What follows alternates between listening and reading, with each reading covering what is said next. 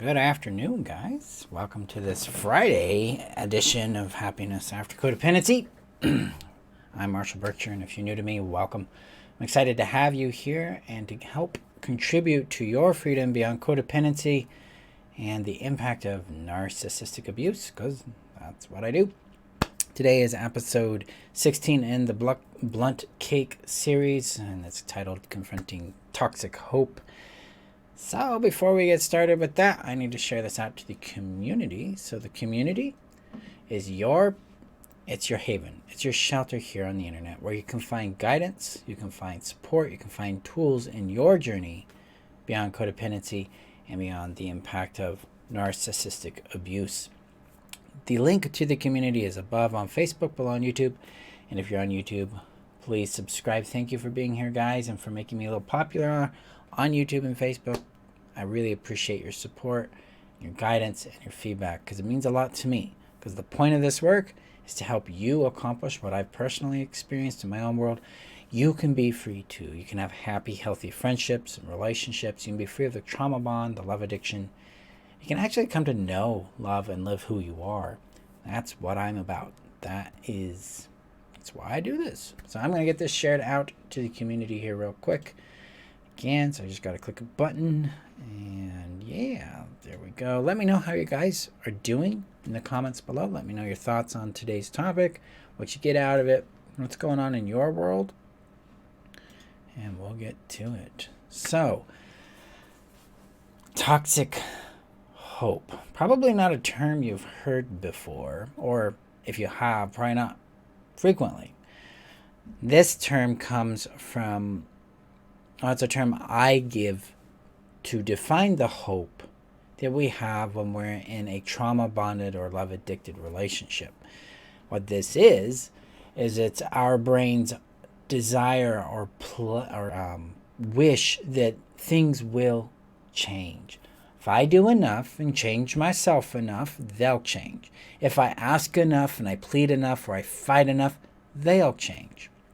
It's this hope, this belief we carry, this fantasy that we carry that if things change, it'll go back to the euphoric state that we went through in the beginning of the relationship, and that we won't have to be in this pain anymore, and I'll finally have the person that loves me completely, and I get to feel whole, and I get to feel loved and lovable and worthy and all that. Because in codependency, we rely on the relationship to define our value. We rely on the relationship to comfort our loneliness and our emptiness, and to define ourselves and to give our life meaning and worth. That's why it's toxic. That's why codependency is harmful to us when we are moving into healthy relationships. Fundamentally, the way I see codependency is it's a survival strategy for handling toxic, abusive relationships, whether it's with a parent, a spouse, sibling, or a peer. Our brain does this because it's triggered into what's called the fawn response in its biological system. So the limbic system, the amygdala, have 4 responses to a threat. We can fight it, we can flee from it, we can freeze, or we can fawn. And the brain chooses a freeze-fawn loop when it can't fight or escape a threat. And that freeze-fawn loop typically, it's what results in codependency. Sometimes you can have a freeze-fight loop. That can show up as codependency. That can also show up as aggression, and even strong aspects of narcissism can emerge out of freeze-fawn loops or freeze-fight loops. But freeze-fawn loops, codependency. Now here's the trick. In this codependency, we have a hope. We have a fantasy that suggests that if that person can change, if we can get them to change, we can be safe again, and then we can have all these benefits of knowing ourselves and being completed by somebody else and being protected and sheltered and loved finally by someone else. And our journey here in this toxic hope is to confront it. It's to become bold with it. Sorry about that. It's to be really upfront with ourselves and say, I'm hoping for something I can't have. I'm hoping for something this person's never demonstrated. A lot of times the hope is powered by these breadcrumbs that we receive from the other person. These breadcrumbs that suggest that maybe they'll change, or because they've changed in the past. But what's really happened with this particular breadcrumb, I've changed breadcrumb because they start doing something differently, is that change is not consistent, it's not reliable, it's not permanent. It happens in response to you typically pulling away from the relationship where they feel like they have lost leverage, they have lost influence, they've lost power, control, and so they throw you a breadcrumb, and then you fawn towards it. You respond with a strong love response towards it, and now they know they've got you back. Okay? So we got the breadcrumb of the hope breadcrumb of change. The second breadcrumb we tend to get fed from them is the idea that, or we get fed through codependency, is that our love can heal them. That if they'll heal, they'll become the person I think they are and I know them to be. This is the fantasy of thinking that we know someone, that we get to define them, when we really don't. We're living in a fantasy based on what we wanted in our lives and what we think we need in order to feel whole, to feel connected, to feel worthy, to feel lovable, to feel valuable. And these fantasies are big indicators of these unmet needs within ourselves, to be loved and seen and valued by another person, but also by ourselves. Meaning I see myself this way too. And so these two fantasies of, if I love them, they'll change into the person I see them as, and they'll change because they've given me these breadcrumbs of hope, create toxic hope. Toxic hope keeps us stuck in relationships that don't work for us. The relationships that harm our well-being, that harm our health, our finances, our sanity, our emotional self, our self-image, our confidence, our sense of being a legitimate, valuable, and lovable person.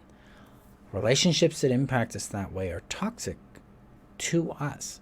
They are not healthy for us. And then the hope that things will change, that keeps us in the relationship, thus making it toxic hope. Now we have to confront our toxic hope. We have to become sober to it. We have to be willing to say, this is a problem that I need to confront with inside myself. And this is a difficult aspect of sobriety, is to come into contact with reality and to connect with what is really going on. And what we do with that is we have to connect with the pattern of behavior, the pattern of results, and the pattern of impact that are created by those results and patterns of behavior, and acknowledge the pain that we're experiencing and then value that pain. We have to treat that pain with importance, with priority, and with respect. We have to allow our pain to become more important to us than they are to us. I'll say that again. We have to allow our pain to become more important to us than they are, or the relationship is to us. The reason why is because now we're putting ourselves in first position, because there's a proper order of relating that keeps things healthy and within sovereignty. So we all have sovereignty, and that's the idea that I'm the supreme authority over my yard. I choose who's in it, who's not, what the rules are, what I want and what I need, and how I want those things and how I need those things done. So sovereignty is I get to manage my yards, my world. You don't have a relationship with me, these are the terms, boom, boom. It's conditional. Relationships are conditional that way. And that's important because it comes from this proper order of relating, which is me, then you. The reason why it's me, then you is because I got to know where I'm at in my context, my capacity, what I need, what I want, before I can honestly say yes or no to you. And to have healthy relationships, we have to be willing to do that, because it keeps us out of toxic relationships where we're compromising our well-being and our happiness and our loyalty to self in order to keep them around. So I know this blunt case's probably a little meandering everywhere, so let me know if this is making sense. So this me then you order connects us back to our intrinsic sobriety. How is their behavior impacting me? What's the common chronic result I can predict from this behavior? Is this an impact I want to live with? So now we have a sober, conscious reality to connect to.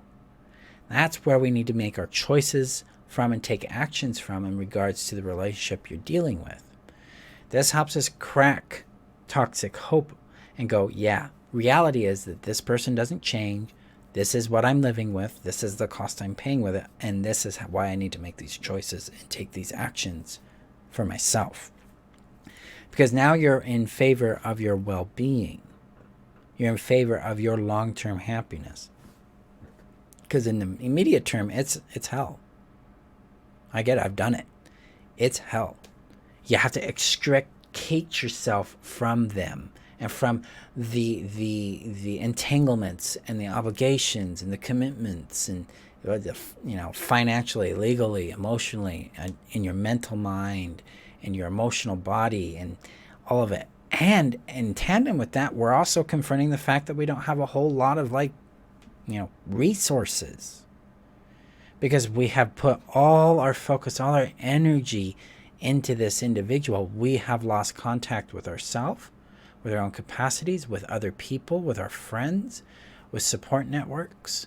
And sometimes, like in my instance, I didn't know I had a self. I didn't know I had any resources or skills. None of that I had any knowledge of. I had friends, and I had some social support and some sibling support, but I didn't have a sense of self. So I had to build that into that too. It's just huge.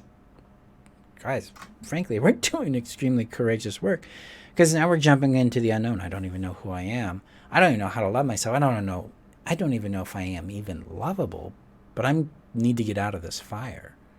I need to get out of this hell that I'm in. And that's what I know I need to do. It's a huge act of courage to leave toxic relationships, especially when we have developed a trauma bond and codependency with this individual, with that dynamic, because we're entering another unknown that's quite daunting, quite scary at times. And it's a necessary journey for us, because this is where we start to find ourselves. We start to discover, hey, I've got the strength. I got through this. Now, I'm not saying trauma makes us strong or doing this makes us strong. What I'm saying is that when we connect to, hey, I'm doing this, and this is an example of my resource of power and strength, that's what I'm talking about. That's what I'm connecting to there. Because frankly, we don't need to be told we're strong. We need to be heard and valued for the pain and difficulty we're facing, what we've been through. Because we didn't ask for this. This isn't something we went out and ordered on Amazon and voila. No, we're having to pull ourselves out of a fire, and it's not an easy process. Diane says, this makes a lot of sense to me. I see now that I have had toxic hope for almost 3 years, no more. Yeah, there you go. Yeah, we have to break that toxic hope. And what this does, paradoxically, is bring us to real hope, to a connection to, I don't know what it's going to feel like. I don't sometimes even know what it's going to look like, but I'm willing to open to a better future for myself. I'm willing to lean into the possibility of being loved and connected with me, and then being loved and connected with by safe and healthy people. I'm willing to have and build platonic, strong friendships, familial relationships if those are safe, and then eventually venture into the world if I want to have a romantic relationship. But first, I'm willing to build relationship with me.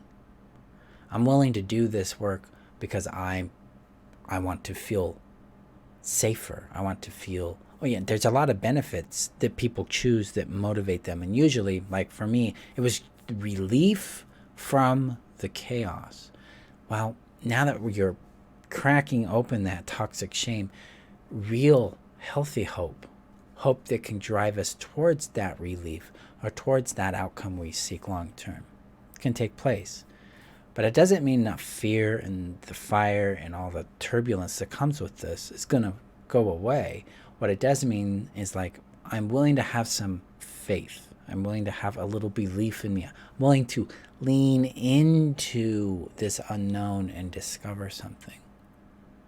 Rather than stay in the fire that I know, I'm going to take the risk to discover something that's new for me. That's real hope. That's courage. That's something that comes coupled with a lot of fear. a lot of challenge, a lot of insecurity, a lot of question, a lot of unknown, a lot of uncertainty. And that tells you you're going in the right direction, because you're entering a land you don't know. And that's good, because if you know the land you're in and you're coming from codependency, abusive relationships, toxic relationships, then that means you're in proximity to these things. But if you're going, well, I don't know really what this is, but I'm open to it, or this is scary, what is this? At least you're moving in a direction where you're going to discover something different. And I have learned that when we do that, we tend to succeed pretty deeply and pretty quickly in liberating ourselves from that toxic mess and from codependency. Because it's all about exploration. It's about discovering ourselves, a really lived experience here, where we're like, I did that, and I'm doing this, and I still don't know where I'm going to end up, but I'm going to keep going. Because that was my journey. My journey started in 2007, when I started really tuning into my own trauma, the fact that I wanted to be free of the panic, the anxiety, the chaos, the confusion, the brain fog, the cognitive dissonance. And so I started doing work with a Chinese shaman who became one of my mentors. And the world started to make some sense. I started to understand that what I was feeling and experiencing was more the result of what I've been through than the result of a flaw within me. I started to question my reality and my take on things, and started to see that, I got some toxic things to work out in my own behaviors. I've got this thing called codependency that people had told me I'd had before, but I never really, it's not the way it is anyway. I started to confront that reality and then connect to a hope, an idea. Like, who would I be without this? Now, in all of this was a lot of fear, a lot of anxiety, because now my hope that my parents my stepmother and father would love me, my hope that I could stay in the relationship I was in, the hope that things would magically change if I just tried harder, all of that broke. All of that shattered. Now, I was in a deficient relationship. I was more of the toxic person in my marriage than my ex was, so I'm the one realizing I got to get out of this because I'm harming her, hurting her, so it's time to leave. And then she did the hard work of doing the leaving, and I had to come to terms with that. So, history. But when it came to my parents, I had to extract myself from that fantasy. I had to come to real terms that this is not healthy and this is not my fault. And I had to end the hope of things being different so that I could connect to the genuine hope of, wow, this is a huge loss. And what else is available? What else is possible now? And that's the lean in to this. So in 2007, when I started this, I had no idea where I'd end up. And I went through some real hell. Some of it my own making, some of it because of life. But I allowed it. I chose to grow through it. I made choices like, well, I'm going to learn whatever I need to learn from this so I don't repeat it again. I had tantrums. I was angry. I was depressed. I was isolated. I was scared shitless, to be blunt. And for a little while, there was 4 years there that were really, really difficult. We are courageous, but it pays off down the road. That's what we have to remember with this work, is it's not going to be today, likely, that everything just gets better. But today can get a little bit better. And with that, tomorrow can, and so on and so forth.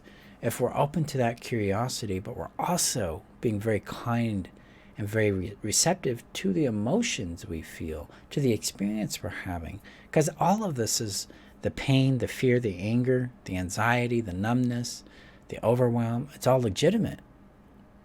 Because getting out of this, it's like climbing out of a burning building. It hurts. It hurts. And this pain is an investment in our future well-being, because we're removing ourselves from something that harms us. and moving into something where we can begin to heal, reconstitute ourselves, rejuvenate, and begin building a life that promotes more well-being and happiness based on our choices and actions and the results it brings us, rather than having to sustain ourselves in this fire. So I'm going to check out the comments here. Maya asks, how does one cultivate this hope and faith? For me, it was a belief change. I had to choose because I saw other people have it, and then I had to say, I don't know if I'm going to get that, but I'm going to see what happens. So I became really curious about it. I became open to new discovery and new information, new awareness around it. I did not go with the idea of this will be the outcome I'm going to get. That I've done that before. It's always failed me. I became like, hey, I wonder what I'll learn about myself today. I wonder how I could make my day a little more mine. Wonder, some days it was just like, I'm going to let it burn today. I'm done. I'm just going to taking a break. Just going to step off this train and just let it be. So that's where this hope comes in, is like, it's a willingness to discover your well-being and happiness without knowing that it'll be there. And that's hard. And that is one factor we all deal with. We have dealt with this element of uncertainty in our lives all our lives. You did it when you were a baby. You did it when you learned how to walk, how to talk, how to read, how to do math, social things. We have always been encountering this unknown. And it's built into us. We're really good at discovering things. And so that's why I go with the discovery angles. Like, I have a hope that I'll have a happier, healthier life. I don't know how this is going to happen. I don't know when. I don't entirely know if it will. But I'm willing to be open to it, and I'm willing to do the work and find out where it takes me. And sometimes that work was repeating the same thing over and over until it clicked. Sometimes that work was really quick, boom, boom, boom, ahas that shifted things. Sometimes it was a real slog. That's the reality of it. Because there's people out there like, there's fast ways of doing this. And, they make these claims. I have not experienced that. I never have. It's been work. It's been a work of defining myself, discovering myself, taking that action, finding out what happens. It's earthy and very, very tangible. But the hope, here's the thing with the hope. It starts to take solidity and become stronger as you persist and you start to get different results. As you start to taste different experiences in your life with how you relate to you, how you relate to others. And that requires experience, that requires experimentation, it requires failure, it requires success. And that's really built on the premise of being curious in a persistent way. And then learning how to regulate and care for your capacities, your needs, your wants. It's a huge curve. This is not easy work. So, but that is what has made the huge difference for me, is the persistence in being curious about it. Pam asks, conquering the fear of the unknown is so hard, even if the known is painful. It's not. Yeah, I'm not about conquering the fear. I don't need to. Most of you know the movies Alien and Aliens are like iconic guides for me in my work. And the protagonist in that, Ellen Ripley, played by Sigourney Weaver, she didn't conquer her fear. She faced it. I don't know that we conquer fear. I think we confront it. I think we move through it. And sometimes we move with it. I think it's, I do it and I take the fear along, or I do it despite the fear. Because sometimes we just have to do the thing despite the fear that's there. And that is not fun, not pleasant. But sometimes absolutely necessary for us to make it across that bridge. Reminds me of,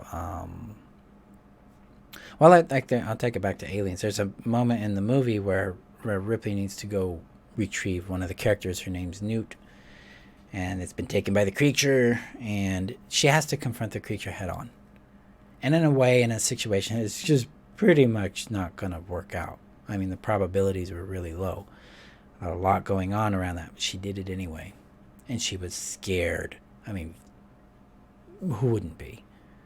This is hard stuff. So it's not about I have no fear. It's like, I got fear, and I'm going to do it. And it's going to be scary and probably messy. And I'm still going to do it. That's what's gotten me here. That's what's gotten my clients and students to where they're at. A lot of them are in the middle of their journey. Many of them are in happy relationships. They've been married for, some of them, several years now. Some of them have children because they were younger. Children they've always wanted. They've got careers they wanted. And they had to walk the fire of fear. There isn't a way I've found around that. I think that's part of our wrestle in our own personal journey. So I'll hold space with that. Today's blunt cake's probably more like, kind or space cake or something, but it's a really challenging thing we face. And I think that deserves respect for the work we do and the kind of courage that this takes, because I see that in what you guys do. And so, yeah, give that some praise. Yeah. No, it's not a should have. You're not wrong there, Pam. I mean, conquering the fear is a common concept. I don't conquer it. We're going to deal with it.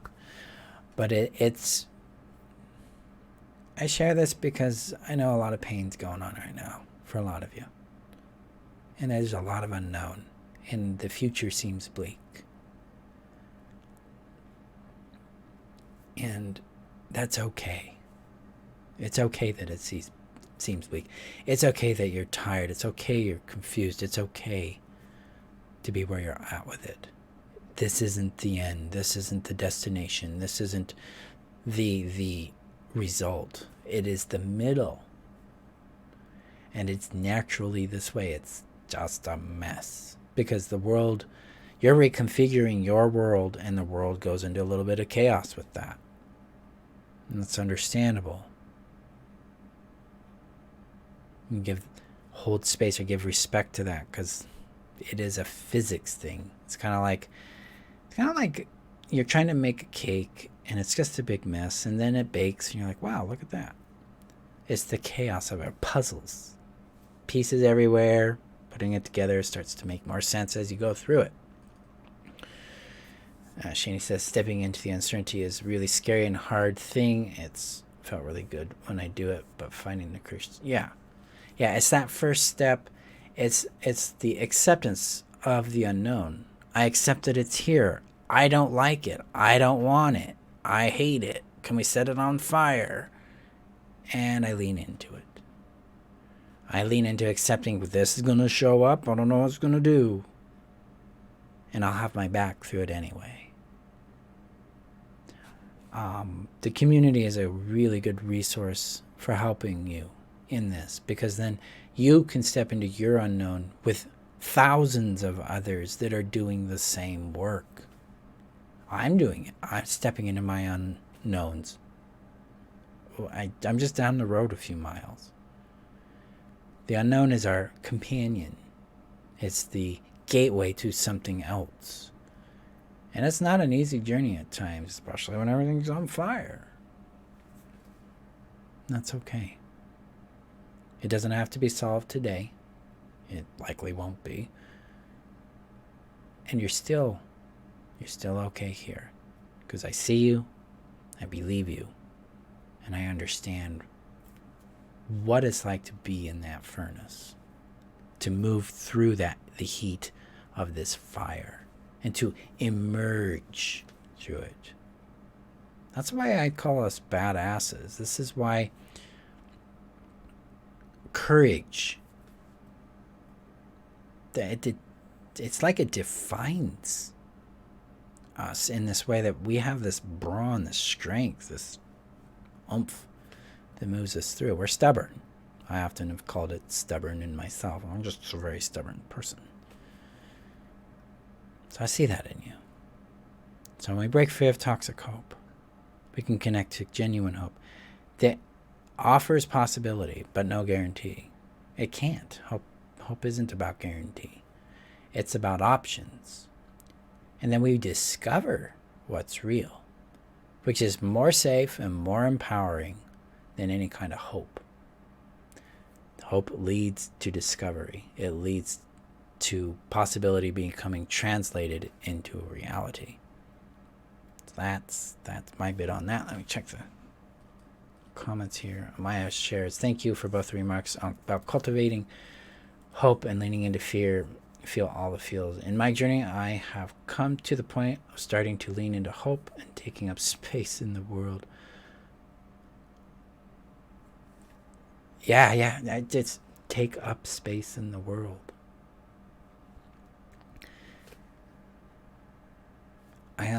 There's feelings around that for me, because to take up space is an act of courage, guys. When we have been minimized and reduced and told to not exist, to be invisible, and then to dare to take up space, yeah. Good work. That's courageous. That's self-respect. That's self-love.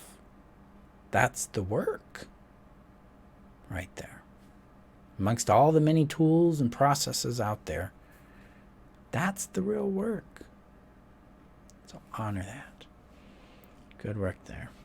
Pam shares, I've always tried to be invisible, to lean into taking up space in the world. It seems so very empowering. It is.